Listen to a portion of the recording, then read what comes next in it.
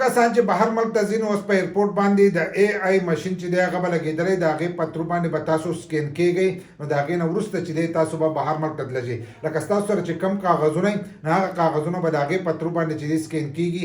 ستا هر سره چې دی دا به سکین کېږي نو د هغې نه وروسته به تاسو بهر ملک ته چې دی دا به تللی شئ. نو په هغې کې چې کم کسان غلط دي نو هغه غلط کسان چې دي هغه به نیولی کېږي.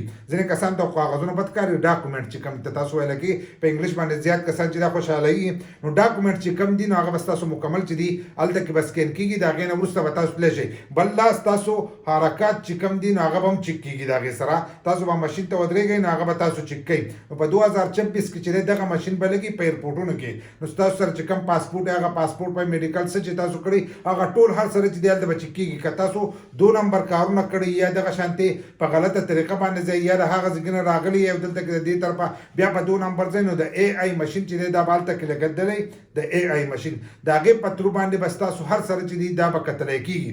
چې وکتلی شي نو د هغې نه وروسته تاسو بهر ملک ته چې دی دا به تللی شئ. نو تاسو له وس نه پکار دی چې کم کسان به بهر ملکونو کې اوسېږي او غلط کارونه کوي نو د وس نه دې قلار شي.